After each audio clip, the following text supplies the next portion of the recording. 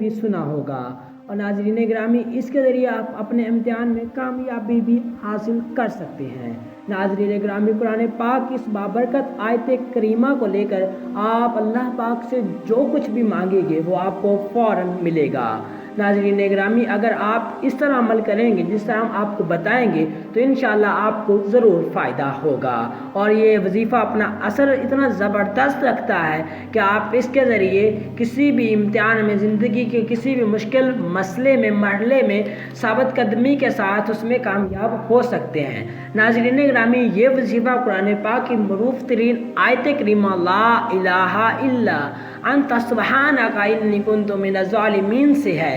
ناظرین گرامی، جو طالب علم اسٹوڈنٹ یہ چاہتا ہے کہ اس کی امتحان میں کامیابی ہو، وہ امتحان میں اعلیٰ گریڈز، اعلیٰ نمبر حاصل کرے، اگر وہ پیپر دے رہا ہے تب بھی عمل کر سکتا ہے، اگر وہ رزلٹ کا انتظار کر رہا ہے تب بھی وہ یہ وظیفہ، یہ عمل کر سکتا ہے۔ ناظرین گرامی، اول و آخر 11 مرتبہ درود شریف، درود ابراہیم، اللہم صلی علی محمد وعلی آل محمد کما صلیت علی ابراہیم وعلی آل ابراہیم انک حمید مجید، اللہم بارک علی محمد وعلی آل محمد کما بارکت علی ابراہیم وعلی آل ابراہیم انک حمید مجید کو پڑھے، اور اس کے بعد 11 مرتبہ اس آیت کریمہ لا الہ الا انت سبحانک انی کنت من الظالمین کو کسی بدھ والے دن، کسی بھی نماز کے بعد یہ وظیفہ شروع کرے۔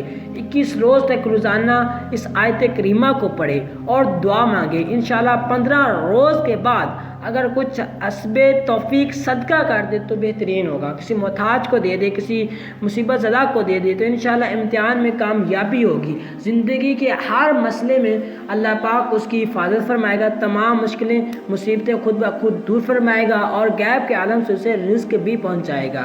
ناظرین گرامی، امید کرتا ہوں کہ آج کا یہ وظیفہ آپ کو پسند آئے گا، آپ کے لیے مفید ثابت ہوگا۔ اگر آپ ہمارے یوٹیوب چینل پر پہلی بار آئے ہیں تو ہمارے چینل اسلامک وظائف لائبریری کو لازمی سبسکرائب کر دیں اور ہماری ویڈیو کو لائک کر دیں۔ شکریہ، جزاک اللہ خیر۔ اللہ پاک آپ کو امتحان میں ڈھیروں کامیابیاں عطا فرمائے، آپ کی زندگی کا تمام مسائل حل فرمائے، آمین ثم آمین۔